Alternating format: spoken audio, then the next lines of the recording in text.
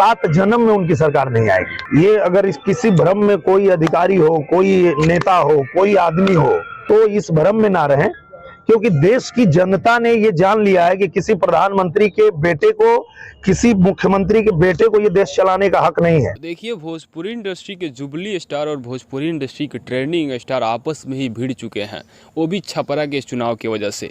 जी हाँ, आप सबको तो ये बात पता ही होगा कि बीजेपी ने भोजपुरी इंडस्ट्री के 4 सुपरस्टारों को छपरा भेजा था, स्पेशली खेसारी लाल यादव को हराने के लिए, क्योंकि वहाँ पर सबसे मजबूत कैंडिडेट खेसारी लाल यादव ही हैं विपक्षी की टीम में।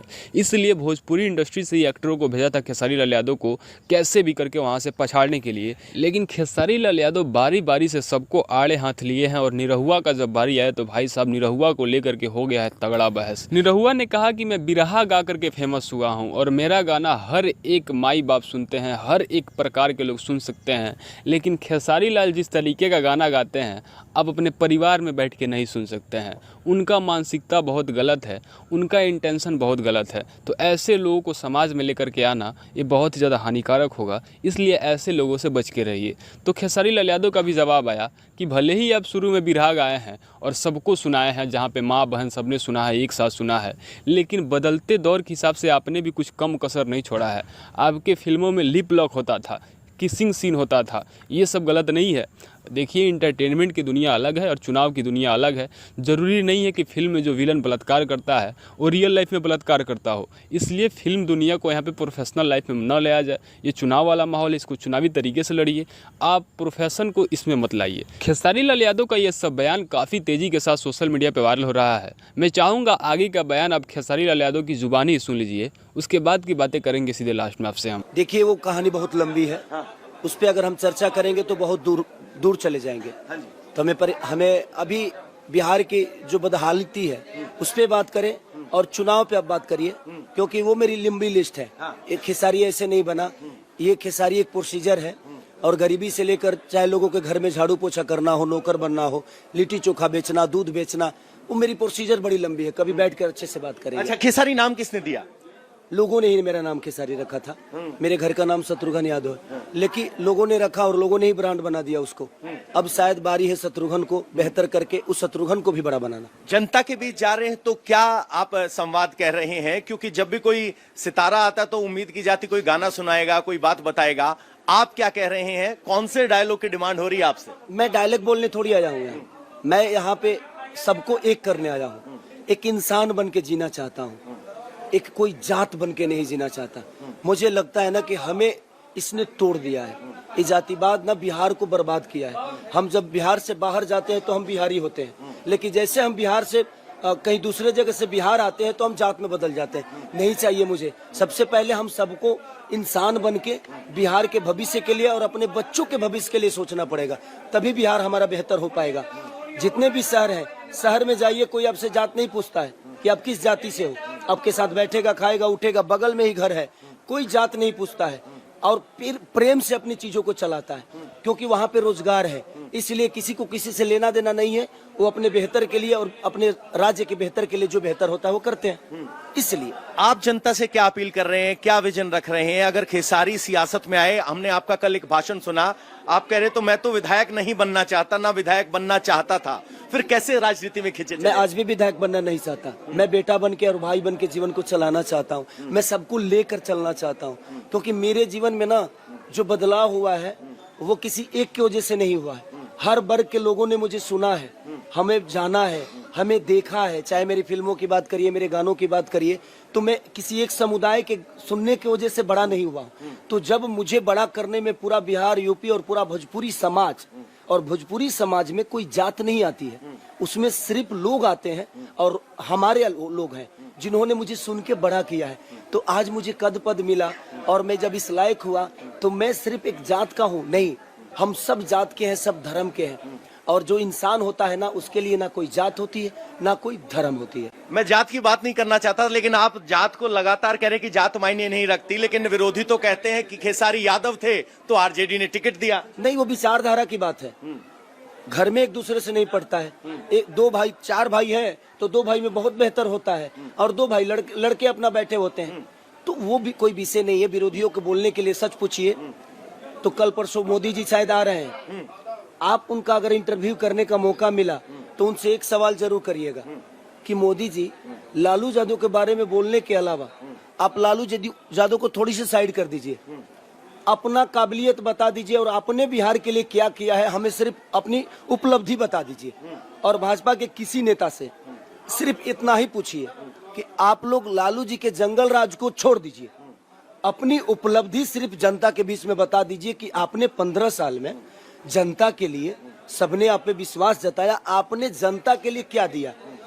आज 15 साल में सोचिए, गुजरात में 4 लाख फैक्ट्रियां, 2 लाख फैक्ट्रियां या जितनी भी लगी हैं, गुजरात भरा हुआ है रोजगार से।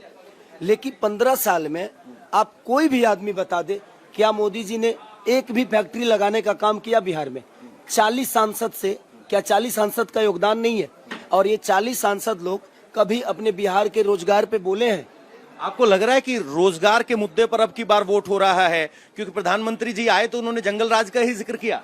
अरे तो वही तो बोल रहा हूँ कि उनसे सिर्फ ये बोलिए कि आज आपको लालू जी की बुराई छोड़ के सिर्फ अपनी अच्छाई बता देना है बिहार को कि आपने बिहार के लिए बेहतर क्या किया है, हमारे बिहार के जनता के लिए बेहतर क्या किया है, वो गिनवा दे।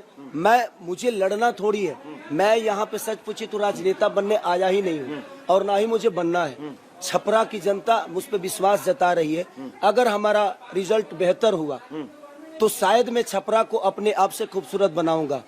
अगर बुरा भी हुआ तो डर मुझे हारने का नहीं है, क्योंकि राजनीति मेरा बिजनेस नहीं है।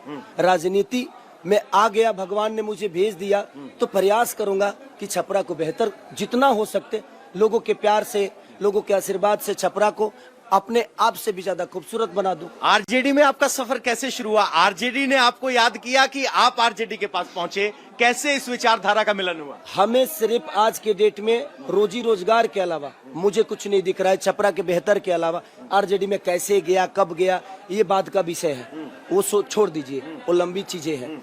हम कह रहे हैं कि हम लोगों को इस बार 5 साल, सिर्फ हमने 15 साल चाचा को दिया, 5 साल भतीजा को दे देते हैं। अगर भतीजा भी नहीं करेंगे तो आप लोग इन्हें भी बदल दीजिए, क्योंकि बदलाव ही सबसे बड़ा परिवर्तन है। जब तक आप बदलेंगे नहीं, कोई भी नेता आपसे डरेगा नहीं। और जनता को हमेशा किसी को पैसा देकर, कभी लालच देकर, कभी जात का उसमें तड़का डाल के, कभी धर्म का तड़का डाल के सिर्फ हम अपने आप को बर्बाद कर रहे हैं। तो बेहतर है कि हम रोजी रोजगार एक होकर एक बार अपने बच्चों के भविष्य के लिए वोट कर दें। बच्चों के भविष्य के लिए वोट करें। मुश्किल क्या है? फिल्मों में काम करना मुश्किल था या अब सियासत कैसी लग रही है? नहीं, फिल्मों में काम करना भी मुश्किल था और ये भी मुश्किल है, क्योंकि जो काम मुश्किल होता है ना, वही दुनिया को बेहतर बनाता है और किसी आदमी को बेहतर बनाता है। रोजगार के अलावा आपका वादा क्या है? छपरा की जनता से आप जब मिलते हैं तो क्या कहते हैं? सर, अगर रोजगार हो गया ना तो मुझे लगता है कि बिहार की आधी जनता सुखमय हो जाएगी। हर आदमी अपने माँ के साथ रहना शुरू करेगा, अपने पिता के साथ, अपने बच्चों के साथ। होली में ट्रेन की जरूरत नहीं पड़ेगी, छठ में ट्रेन की जरूरत नहीं पड़ेगी। हम अपने घर रहकर और बेहतर कर सकते हैं अपने। आजकल आप रवि किशन का हर मंच से जिक्र कर रहे हैं, किस बात पे आप रवि किशन से इतने खफा हैं? नहीं, मैं उनसे खफा कैसे हो सकता हूँ? वो बोल रहे हैं कि मैंने भोजपुरी को बनाया, उसने बर्बाद कर दिया। तो कब बनाया, कहाँ बनाया, कैसे बनाया? आपने शुरुआत की थी लहंगा उठा दे रिमोट से, उसके बाद खेसारी लाल यादव लहंगा में मीटर गया ना, क्योंकि मुझे लगा कि वही रास्ता सही है। तो रास्ता तो आपने ही दिखाया था मुझे। उसके बाद बट मेरे बड़े भाई हैं, बड़े भाइयों के लिए टिप्पणी करना मेरे लिए जरूरी नहीं है। मेरे लिए रवि किशन भैया जरूरी नहीं है, चाहे भाजपा का कोई आदमी जरूरी नहीं है। मेरे लिए मेरे बिहार का विकास जरूरी है, छपरा का बेहतर जरूरी है।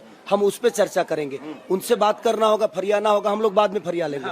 लेकिन अभी जो समय एक बयान का जिक्र कर रहे थे इसलिए सवाल आया। आप अक्सर कह रहे हैं कि वो कौरवों की तरफ चले गए हैं, उनका एक ऐसा बयान था जिसका आप स्पष्टीकरण बताइए। मैं कृष्ण वंशज हूँ, तो ये बताइए कि वो कौरव की तरफ है कि मैं पांडव की तरफ हूँ? कृष्ण वंशज तो मैं हूँ, तो कौन कौरव की तरफ है, कौन पांडव की तरफ है? विषय वो नहीं है सर।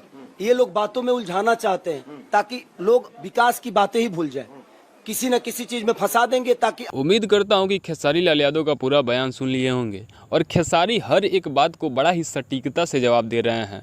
उनका बस यही कहना है कि भाई आप लोग भी इंटरटेनमेंट की दुनिया से आए हो और मैं भी इंटरटेनमेंट की दुनिया से आया हूं, तो आप लोग जिस सवाल पे मुझे घेरना चाहते हो ये मत भूलो कि वो सवाल मैं आपसे भी कर सकता हूँ, क्योंकि आप लोगों ने भी वही काम किया है जो कि मैं किया हूँ। एक फिल्म में बलात्कार जो करता है गुंडा, वो बलात्कारी नहीं होता है। इसलिए कृपया फिल्म की बातों को ला करके प्रोफेशनल लाइफ में न जोड़ा जाए। ये मैं पवन सिंह नहीं हूँ जिनका कलकतिया गाने को टारगेट बना करके उनका टिकट काट दिए थे आप लोग। मैं खेसारी हूँ और मुझे जवाब देना आता है। पवन सिंह को आप अपने ही पार्टी में जब नहीं लड़ने दिए तो मैं तो आप लोग का विपक्षी हूँ, तो आप लोग तो मुझे हराने के लिए कोई कसर नहीं छोड़ोगे, मुझे पता है। तो आप लोग अपना पूरा जोर लगा लीजिए, लेकिन आप लोग मेरा कुछ नहीं उखाड़ सकते, क्योंकि मुझे जवाब देना आता है। खेसारी लाल यादव का ये विभाग तरीके से बोला गया बयान बिहार के लोगों को काफ़ी ज़्यादा पसंद आ रहा है, और लोग ये भी कह रहे हैं पवन सिंह के फैंस कि सीखो कुछ खेसारी लाल यादव से कि जवाब कैसे दिया जाता है। आप जा कर के चरणों में गिर जाते हो, पैर पकड़ लेते हो, और जो पार्टी आपको बाहर निकाली रहती है, आपकी इज्जत पे दाग लगाई रहती है, आप उसी के पैरों में जाकर के फिर से गिर जाते हो और बोलते हो कि मैं स्वाभिमानी हूँ। जहाँ एक बार कॉल करता हूँ रिसीव नहीं होता है तो फिर वो कॉल नहीं उठाता हूँ, घंटा स्वाभिमानी। खेसारी से सीखो बातों को जवाब कैसे दिया जाता है, स्वाभिमान क्या होता है। तो आप इस बात से कितना ज़्यादा सहमत है, अपना राय कमेंट सेक्शन में बताइएगा, और ऐसी बेहतरीन खबर को पाने के लिए चैनल को सब्सक्राइब जरूर कीजिएगा। मिलते हैं नए इन्फॉर्मेशन के साथ, तब तक के लिए Jai Hind, tata, bye bye, take care.